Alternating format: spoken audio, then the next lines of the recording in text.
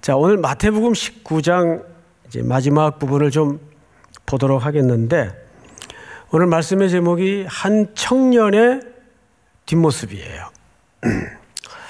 여기 등장하는 청년은 공간복음, 즉 마태, 마가, 누가복음에 다 기록이 돼 있을 정도로 중요하게 다루고 있어요. 그래서 그 세 복음서를 종합해 본 이 청년의 프로필을 좀 요약을 해드리겠습니다. 첫째, 이 청년은 일단 젊어요.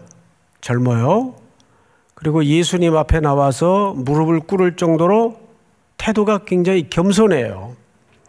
사실 젊은이가 그렇게 쉽진 않죠? 겸손해요. 게다가 어떤 진리에 대한 허기와 목마름이 있었어요.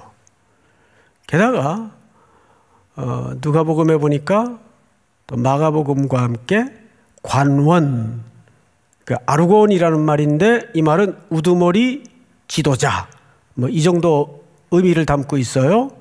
이 젊은데 지도자 자리에 있단 말이에요.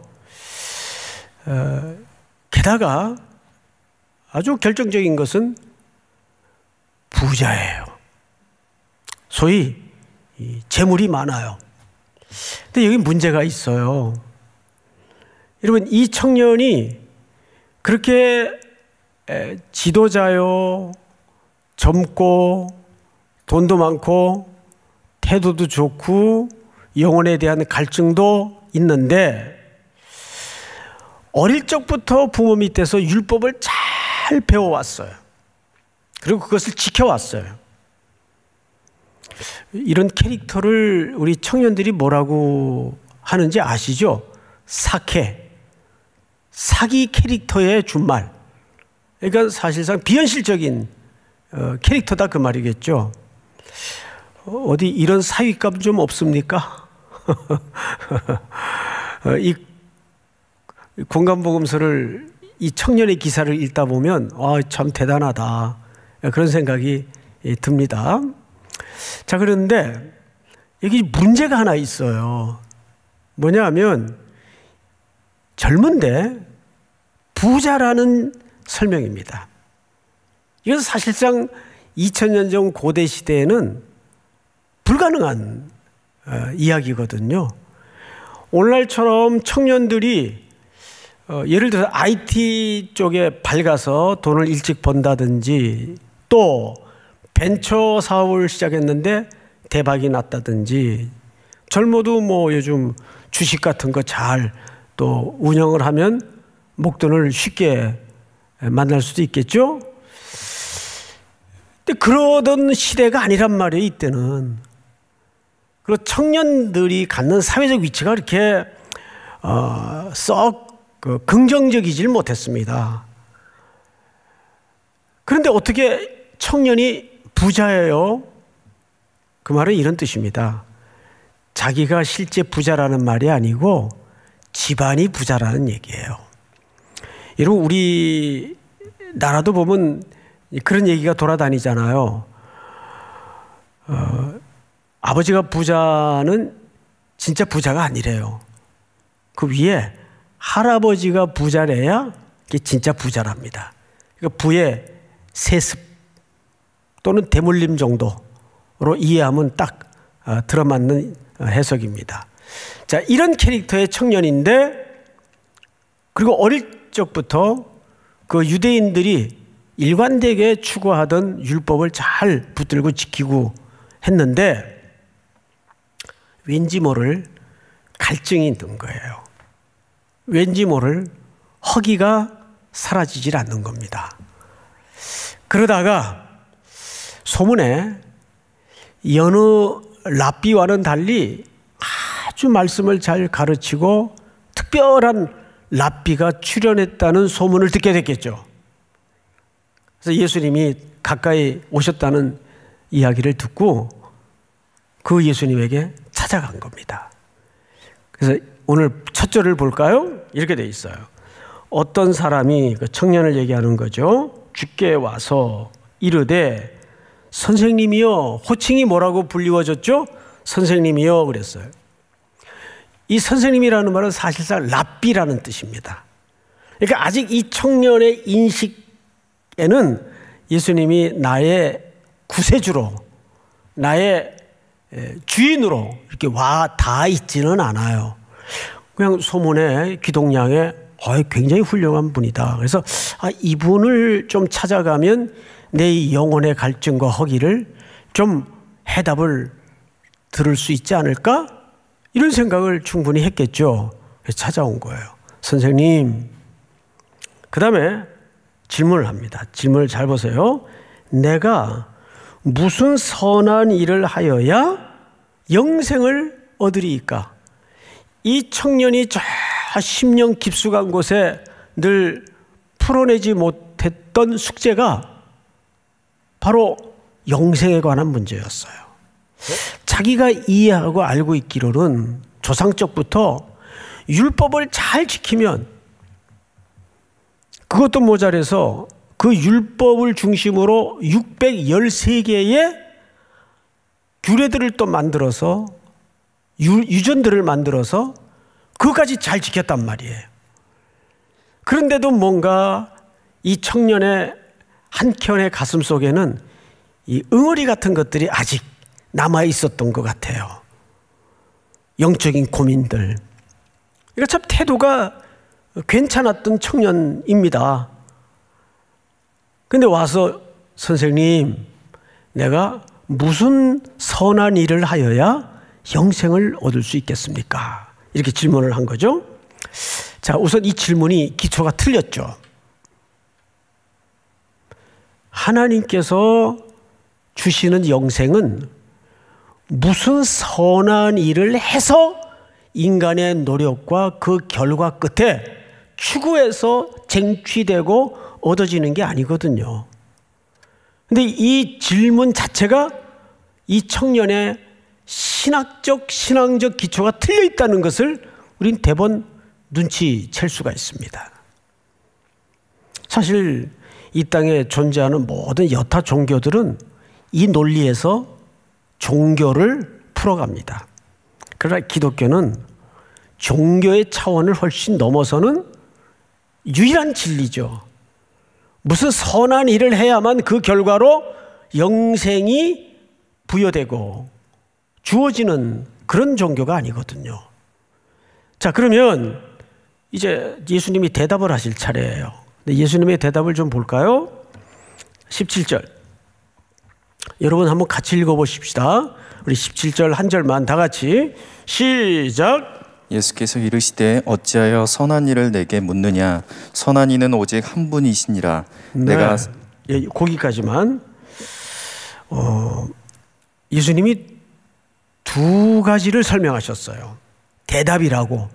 근데 제가 이렇게 읽기에는 청년의 질문에 대답처럼 보여지질 않아요. 첫 번째 대답이 뭐냐면 어찌하여 선한 일을 내게 묻느냐? 예수님이 하신 대답이에요. 아니 그러면 우리 생각에는 당연히 선한 일을 예수님에게 묻지, 그럼 누구에게 가서 물을까? 이렇게 생각할 수가 있단 말이에요.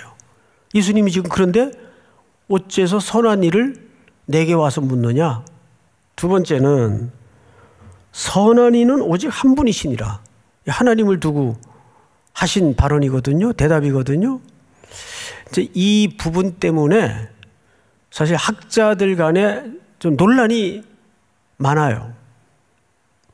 아니 예수님도 틀림없이 하나님의 아들이시고 엄격히 얘기하면 신이신데 그럼 자기는 선하지 않다는 얘기냐? 육신의 몸을 입었더라도 죄를 짓지 않으신 분이기 때문에, 죄가 없는 분이기 때문에 선하다 할 수 있는데, 즉 예수님의 발언대로라면 하나님 한 분 외에는 선하지 않다는 말은 자기에게도 흠이 있다는 얘기일까?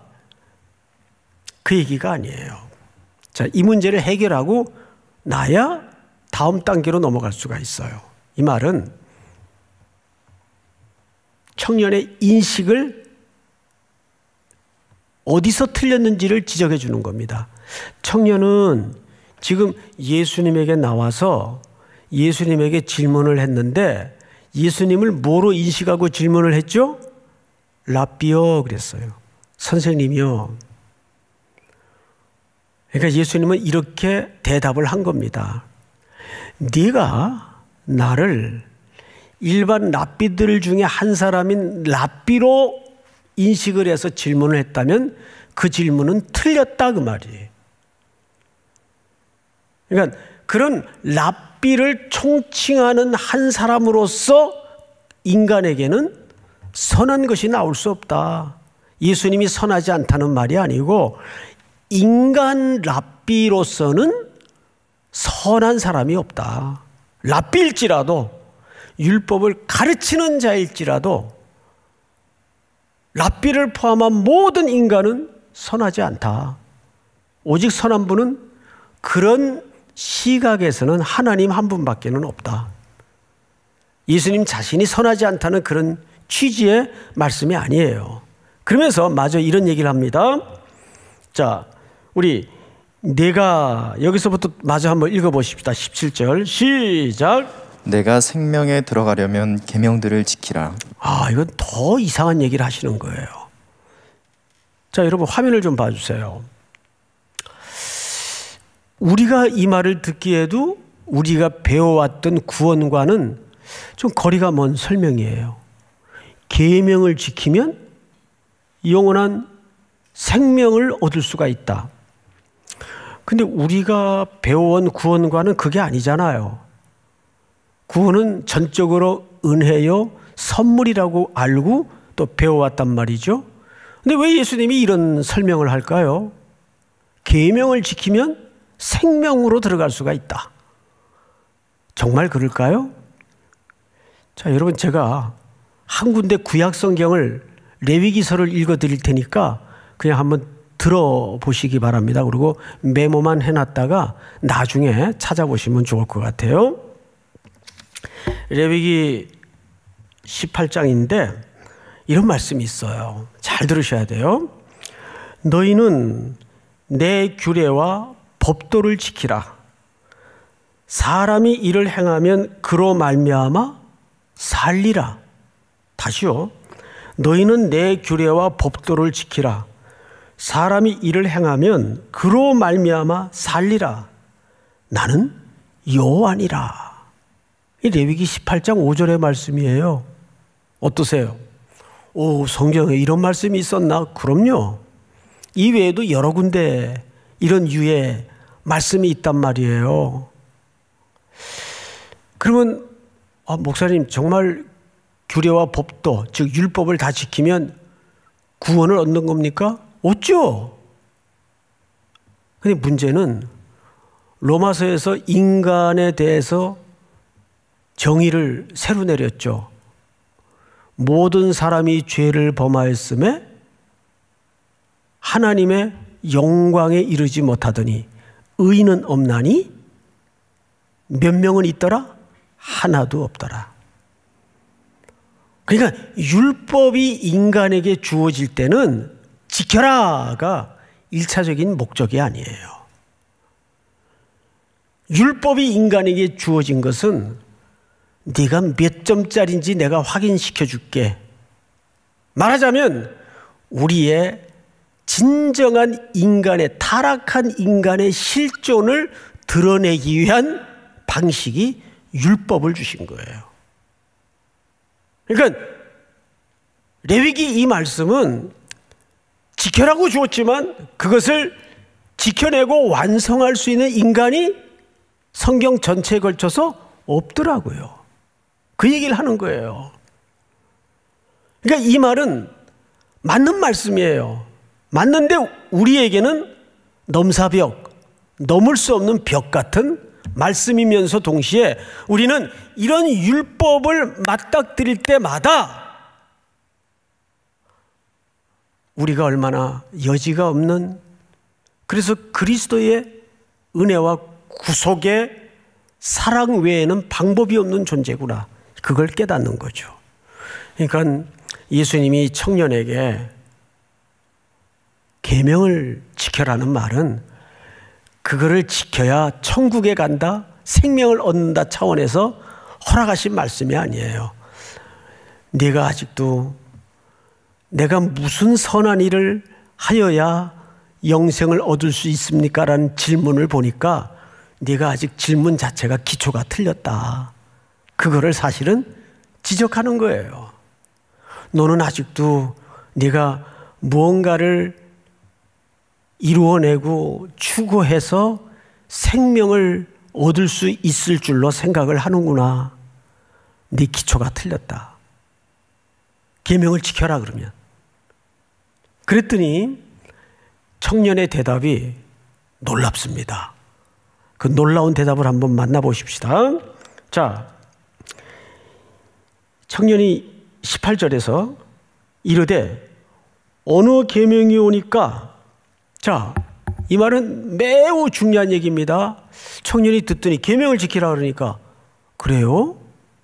선생님, 그러면 계명도 여러 가지 계명이 있을 텐데 어느 계명을 지켜야 됩니까? 이렇게 되물은 거죠. 그러니까 예수님이 계명들을 꺼내놓습니다. 근데 예수님이 꺼내놓은 계명들을 모아서 집약을 해보면 뜻밖의 한 가지 얘기를 하고 있어요. 그러면 예수님이 이 청년의 질문에 꺼내놓은 계명을 보십시다. 예수께서 이르시되 18절 중반입니다. 살인하지 말라, 간음하지 말라, 도둑질하지 말라, 거짓 증언하지 말라, 네 부모를 공경하라. 자, 여러분 앞을 보세요. 이 계명은 전부 대신 관계의 계명이 아니고 대인 관계의 계명이에요. 즉 이웃에 대한 계명이에요. 5계명서부터 네 부모를 공경하라 계명서부터 6계명, 7계명, 8계명, 9계명 전부 소개되고 있어요. 그거 전부 뭡니까? 예, 전부 이웃에 대한 계명이에요. 의도적으로 예수님이 이 계명만 열거를 했어요. 그 얘기를 청년이 턱 듣더니 더 놀라운 얘기를 해요. 20절, 그 청년이 이르되 이 모든 것을 내가 지켰사온데 아직도 무엇이 부족하니까? 이야, 여러분 어떠세요? 이 청년의 꺼내놓은 대답이 전부 과장일까요? 거짓말일까요? 자기가 지켰대요. 어떤 성경에서는 어릴 때부터 다 지켰다 그래요. 이건 거짓말이 아닙니다. 과장도 아닙니다. 이 당시 사회 사람들은, 유대인은 실제 율법을 어떤 식으로든 자기네들은 지켰고 하나씩 이루어 간다고 이해를 갖고 있었어요. 자, 제가 비슷한 인물 한 분 소개할 텐데 빌립보서 3장을 한번 띄워주실까요? 나는 8일 만에 할례를 받고, 바울이 한 얘기죠. 이스라엘 족속이요 베냐민 지파요 히브리인 중에 히브리인이요 율법으로는 바리새인이요. 그 다음 절 한번 같이 읽어볼까요? 시작. 열심으로는 교회를 박해하고 율법의 의로는 흠이 없는 자라. 네, 바울이 자기가 과거에 율법의 의로는 흠이 없는 자라 그랬어요. 거짓말했을까요? 과장을 지금 한 거예요? 아니에요. 이 당시 사회 사람들은 실제 율법을 어떻게 붙들고 있었는가 하면 그 율법이 저 끄트머리까지 밑바닥까지 요구하는 본질로 들어가지를 못하고 율법의 형태, 껍데기만, 형식만 붙들고 지켰다고 이해를 갖고 있었던 겁니다. 이것이 얼마나 무서운 이중성으로 드러나는지 몰라요. 결국 모든 5계명서부터 10계명까지의 이 요구는 예수님이 19절에서 어떻게 설명했어요? 자, 19절에서 네 부모를 공경하라, 네 이웃을 네 자신과 같이 사랑하라 하신 것이니라. 여러분, 눈을 들어 화면을 좀 봐주세요. 이 모든 율법의 진짜 적용의 목적지의 끝은 이웃사랑애로까지 가지 않으면 그 율법을 이룬 것도 아니고 지킨 것도 아니에요. 그런데 그 율법이 말하는 속성과 사랑의 가치는 실현하지 못한 채 율법의 법조항만 화석화되어서 붙들고 지켰다고 이해를 하는 겁니다. 이 청년도 당연히 집안 대대로부터 그렇게 그 율법을 배워왔고 그래서 율법을 지키고 살아온 걸로 착각을 해요. 그런데 뭔가 이 가슴 한켠에 풀어낼 수 없는 허기, 영적인 갈증이 사라지질 않는 거예요. 그래서 예수님에게 찾아왔어요. 선생님, 내가 이것 가지고는 뭔가 해결이 안 되는 것 같습니다. 무슨 선한 일을 하여야 영생을 얻을 수 있습니까? 이 질문을 할 수밖에 없었던 거예요. 기초가 틀렸죠. 그리고 자기들은 지켰다고 생각을 했어요. 근데 왜 예수님은 이웃사랑으로 이 주제를, 프레임 자체를 바꿔버렸을까요? 여기에는 오늘 본론적 성격이 담아져 있습니다. 지금부터 제가 우리 성도님들에게 드리는 설명을 잘 들으셔야 돼요. 유대 사회는 어느 역사이건 간에 부자가 있었고 가난한 자가 있었겠죠. 그건 오늘날에도 마찬가지예요. 근데 특별히 당시 유대 사회의 사회상을 잘 그려낸 요세푸스의 글들을 읽어보면 부자를 어떻게 생각했는지 아세요? 부자는 선한 사람들이에요. 왜 그런 사고가 가능했을까? 하나님께로부터 복을 받은 자들이기 때문에. 그러니까 이들의 복의 결국 기초는 물질 세계관이에요. 아, 저들이 복을 받은 것은 하나님께로부터 은혜를 입은 거다. 그러니까 선한 사람이에요. 그래서 여러분 신약 성경에 보면 바리새인들은 돈을 좋아하는 자라. 기억나요, 안 나요? 돈을 좋아하는 자들이라고 지적합니다. 그들이 어쩌자고 율법 하면서 돈을 좋아하게 됐나요? 그런 사회적 인식 때문입니다. 그래야 존경을 받고 하나님께로부터 복을 받은 자로 선한 사람으로 인정이 되기 때문에. 문제는 이 반대 개념에 서 있는 사람들이에요. 반대 개념, 부자의 반대는 뭐예요? 가난한 자예요. 이런 논리대로라면 이 사람들은 하나님께로부터 뭘 못 받은 사람들이에요? 그렇죠. 복을 못 받은 사람들이에요. 여러분, 하나님께 복 못 받으면 죄인이에요. 그래서 이 시대는 가난한 자들에게 죄인이라는 굴레를 씌워줍니다. 그리고 하나님께로부터 복을 못 받은 자로 규정을 합니다. 비천한 자, 남녀 종들, 가난한 자들. 이 사회가 그런 프레임을 만들어서 성경을 잘못 이해하고 있었어요. 여러분, 이것이 하루아침에 이루어진 가치관일까요? 그렇지 않다는 데 문제가 있죠. 아까 제가 이 청년이 젊은데 부자라 그랬어요. 그럼 무슨 뜻이라고요? 집안이 부자라는 얘기예요. 그러면 그 집안은 부자로 형성되기까지 어떤 축적된 가문의 역사를 만들어 왔을까요? 제가 한 군데 소개를 좀 하겠습니다. 아모스 8장을 열어보세요. 예, 8장 떴죠? 가난한 자를 삼키며 땅에 힘없는 자를 망하게 하려는 자들아.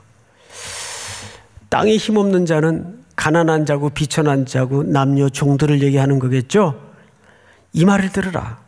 너희가 이르기를 월삭이 언제 지나서, 제가 이 뉘앙스를 좀 이렇게 대사 연기를 하듯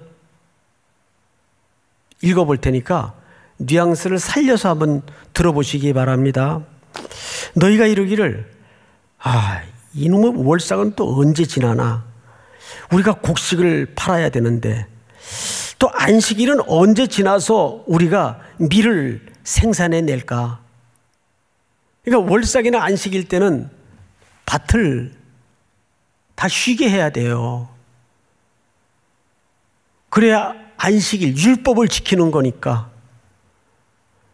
그런데 이들이 그게 너무 아까운 거예요.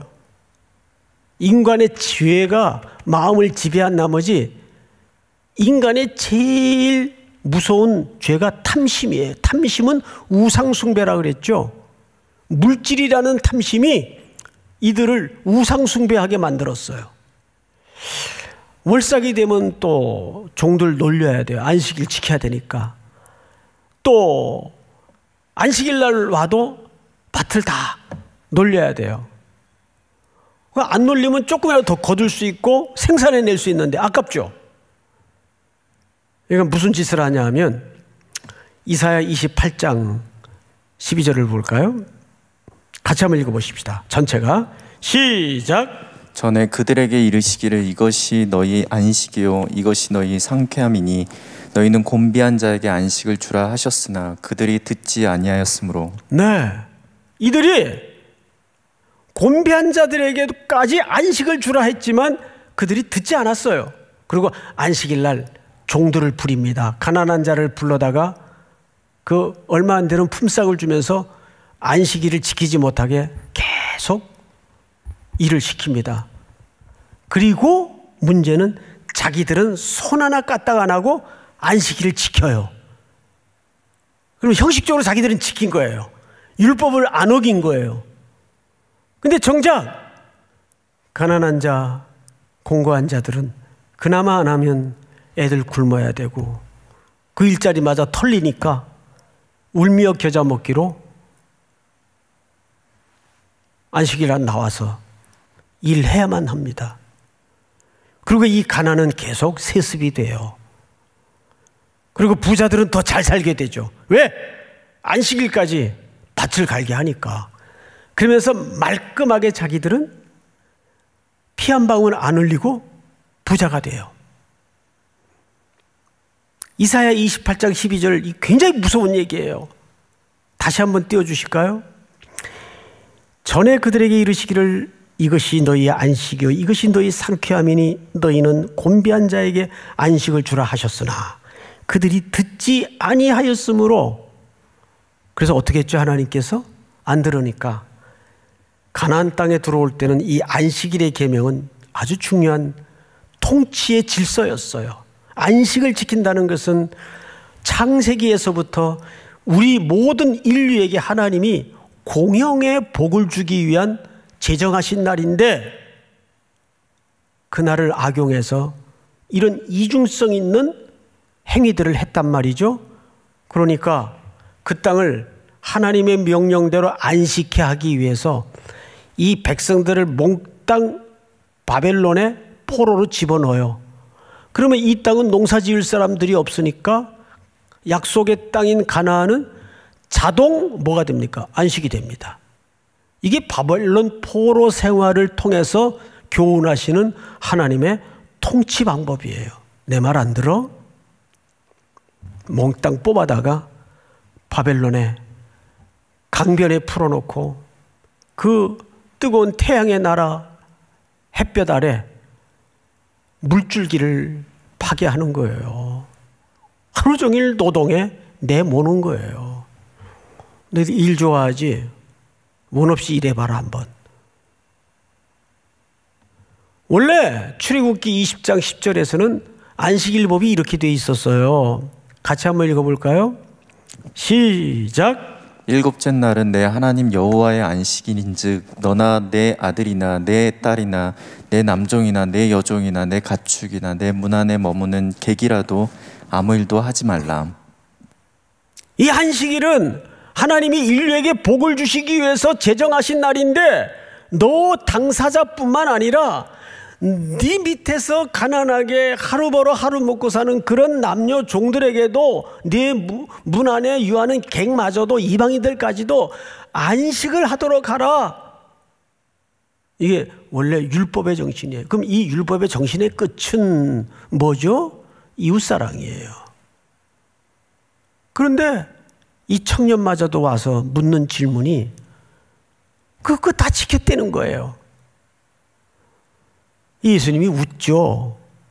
허허, 아직도 율법의 진정한 속뜻까지 내가 들어가지 못했구나. 그러니까 예수님께서 이런 말씀을 하세요. 성경을 잘 보십시다. 21절 제가 읽겠습니다. 예수께서 이르시되 네가 온전하고자 할진대. 잠깐 저를 보세요. 여기 온전하고자 라는 이 텔레오스라는 말은 인간이 쓸 수 있는, 그리고 인간이 만들어낼 수 있는 표현이나 단어가 아니에요. 이 말은 하나님께서 주체가 되셔서 하나님이 만들어낼 수 있는 내용이에요. 온전이라는 말은. 온전은 그래서 신의 속성에 속한 단어예요. 네가 정말 온전하게 되려면 그 뜻이에요. 가서 네 소유를 팔아 가난한 자들에게 주라. 자, 여기서 이제 우리 모두가 부담이 꽉 되죠. 야, 그러면 뭐 천국에 들어가려면 재산도 갖지 말아야 되고 다 그냥 교회에다 헌금하고 뭐 그래야 된다는 얘기냐? 그 얘기가 아니에요. 이 얘기는 더 높고 근본적인 얘기를 담고 있는 겁니다. 네 모든 소유를 다 팔아 가난한 자들에게 나눠주라는 말은 이웃사랑의 실천을 해라는 얘기예요. 온전이라는 개념은 이런 뜻입니다. 그걸 제일 잘 설명한 그림이 누가복음 15장에 등장을 하죠. 둘째 아들이 아버지가 아직 죽지도 않았는데 아버지 살아있을 적에 두 눈 뜨고 있는데 유산을 요구해요. 이건 천하 못된 놈이에요. 아버지 보고 죽으라는 얘기예요, 그냥. 근데 무슨 심산인지 아버지는 유산을 줘요. 그리고 이 둘째는 그걸 챙겨서 아예 돌아올 마음이 없는 확실한 표현을 성경이 기록하죠. 국경을 넘어가요. 안 돌아오겠다는 얘기예요. 유대 땅 지경을 넘어가요. 거기서 부어라 마셔라 홍야홍야 다 털어요. 장기와 탕진을 다 해버려요. 나중에는 유대인들이 제일 혐오하는 짐승인 돼지 쥐염 열매를 먹고 살아요. 인간이 내려갈 수 있는 가장 밑바닥까지 내려갔을 때 그 의식 속에 아버지 집이 기억이 나요. 이게 원래 하나님의 형상대로 아버지 아들이면 당연히 회복돼야 될 귀소 본능이죠. 그제서야 이 아들이 내 아버지 집에는 먹을 것이 많고 종들도 많고 모든 게 다 있는데 내가 미쳤지 왜 이 짓을 하고 있지? 그래서 작심을 하고 돌아갑니다. 근데 아직 거리가 먼데 아버지는 완전히 몰골이 가버린 거짓골이 된 아들을 한눈에 알아봐요. 어찌 잊었겠어요? 그리고는 달립니다. 아들을 향해 뛰어요. 왜 뛰었을까요? 그런 아들은 율법에 마을 어귀에 나타나면 그 마을 공동체가 돌을 들어서 쳐서 죽이도록 돼 있어요. 혹여라도 마을 사람들 눈에 먼저 뛰면 큰일 날까 봐 달려가서 아들을 안아버립니다. 끝난 거예요. 그리고는 그 못된 아들을, 흠투성이의 아들을 집에 데려다가 그냥 옷을 입혀요? 좋은 옷을 입혀요. 그냥 송아지를 잡아요? 살진 송아지를 잡아요. 최고의 대우를 합니다. 무슨 뜻이에요? 그때 둘째는 흠투성이지만 온전해진 거예요. 아버지의 집에서만이 온전해질 수 있어요. 할렐루야. 아버지의 집에서만이 온전해질 수 있어요. 이 텔레오스는 그 개념이에요. 그러니까 이 말은 이런 뜻입니다. 네 재물을 다 팔아야 네가 온전해질 수 있고 천국에 들어갈 수 있다는 말이 아니에요. 내가 이미 너희를 온전케 했다. 어떻게 온전케 했어요? 어떻게? 고린도 후서 8장 9절이 오늘 결론입니다. 우리 같이 한번 읽어보십시다. 다 같이 시작. 우리 주 예수 그리스도의 은혜를 너희가 알거니와 부요하신 이로써 너희를 위하여 가난하게 되심은 그의 가난함으로 말미암아 너희를 부요하게 하려 하심이라. 이것이 우리 그리스도인이 살아갈 질서구 원리입니다. 예수님은 하늘 아버지의 아들로서 부요하신 분이셨는데 자신을 비워내시고 자신을 자신을 십자가에 팔았어요. 값을 지불하셨잖아요. 예수님께서 자기를 비워냄으로써 우리를 부욕해 만드신 사건이 십자가 사건이에요. 이미 우리를 그런 부요 속으로 묶으셨어요. 하나님의 아들로 딸로 불러서. 그래서 마태복음 5장의 출발은 뭐예요? 20절을 한번 볼까요? 마태복음 5장. 자, 내가 너희에게 이르노니 너희의 의의가 서기관과 바리새인보다 더 낫지 못하면 결단코 천국에 들어가지 못하리라. 여러분, 서기관과 바리새인들의 의의는 청년의 질문 속에서 만나는 의의예요. 무슨 선한 일을 하여야. 근데 이 바리새인과 서기관들의 의의보다 더 나은 의의는 로마서 3장에서 뭐라 그래요? 우리에겐 의의가 없다는 게 들통이 나자 한 의의가 나타나서 그리스도를 얘기하는 거예요. 우리는 그리스도의 그 의의로 우리는 더불어 의로운 자가 되었어요. 그래서 마태복음 5장의 팔복은 첫 번째 단어가 뭐죠? 마카리오스. 복되도다. 그 말이 행복자란 뜻입니다. 행복자요. 그 말을 우리말로 조금 더 선명하게 거칠게 직역을 하면 이런 뜻이에요. 따라서 합니다. 우리 화면으로 예배 드리는 분들 따라서 해요. 너는 좋겠다. 예, 잘하셨어요. 한 번 더. 너는 좋겠다. 정확하게 그게 복이에요. 넌 좋겠다. 아버지가 재벌 회장님이라며. 넌 태어날 때부터 주식 200만 주 받고 태어났다면서 너는 좋겠다. 그런데 그 정도겠어요. 딱 태어났는데 아빠가 장동건이야. 엄마가 고소영이야. 예?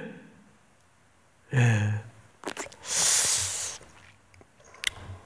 우리 애가 한 번은 그러더라고요. 태어났는데 아빠가 목사님이야.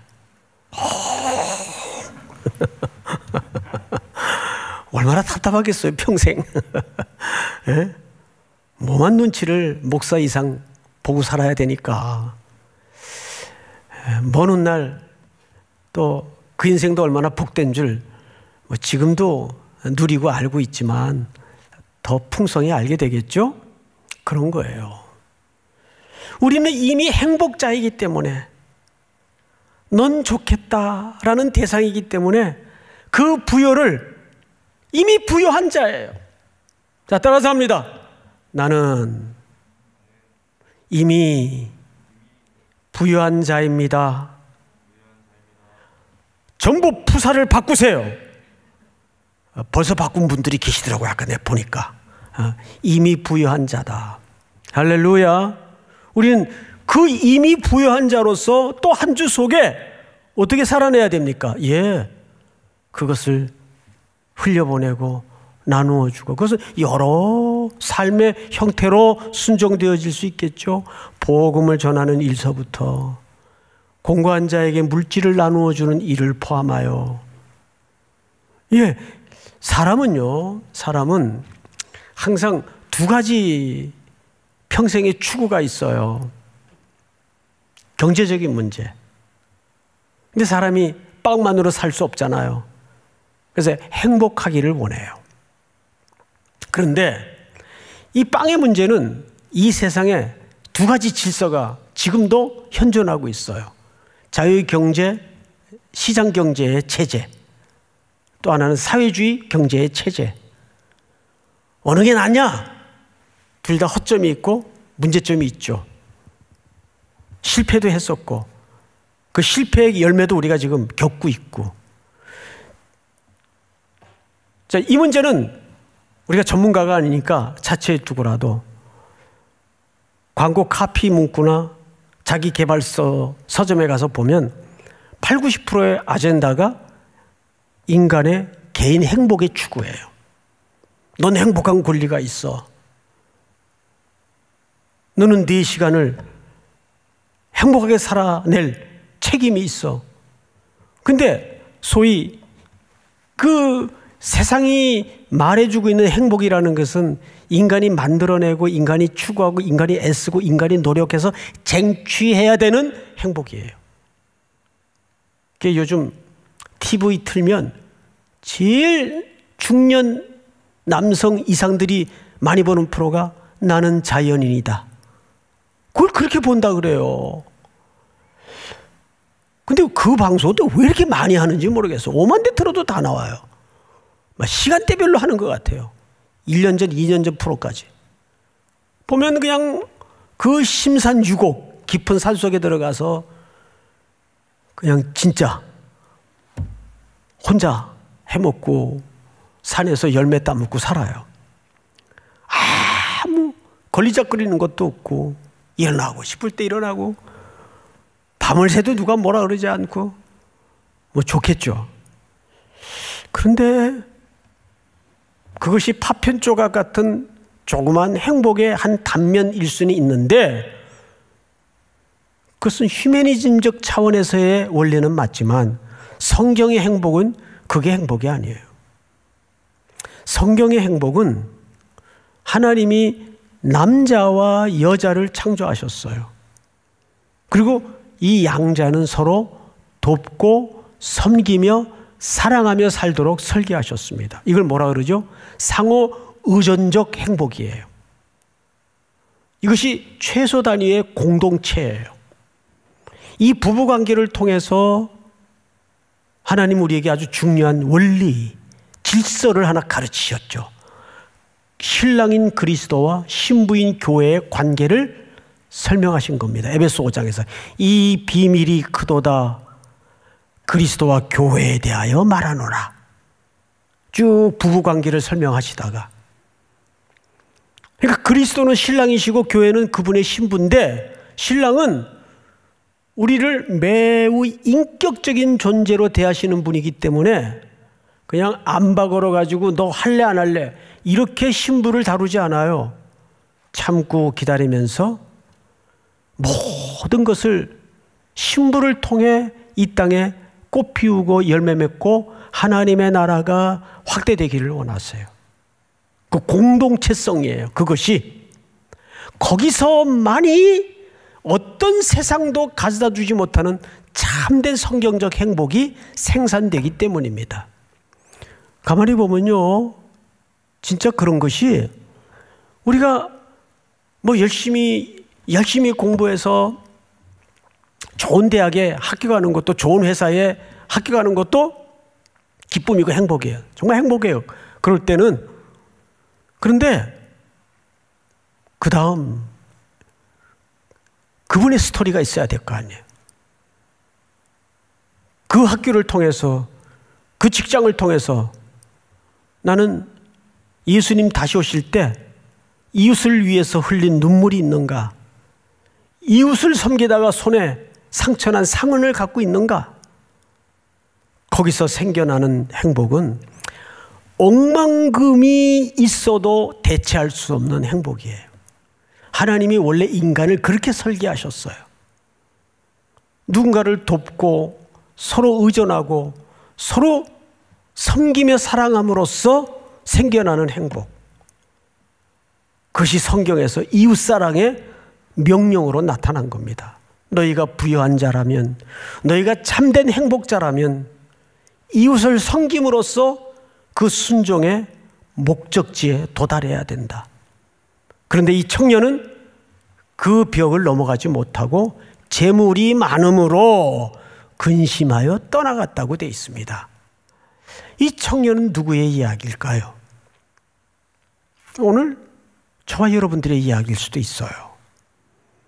우리 삼일교회는 주님 오시는 그날까지 이 땅에 공고한 자들, 누군가의 도움 없이는 생존이 어려운 분들, 그분들을 섬기고 함께하고 도움으로써 서로 사랑하고 섬기며 신뢰하고 의존하는 가운데 그리스도께서 꿈꾸시던 그분의 나라, 그분의 질서, 그분의 행복을 함께 공유할 수 있는, 하나님의 형상이 회복되는 그 행복을 경험할 수 있는 좋은 공동체로 또 한 주를 순종하여 살아낼 수 있기를 주님의 이름으로 축원하고 축원합니다. 우리 예배드리는 그 자리에서 다 일어나십시다. 내가 주인 삼은 모든 것 내려놓고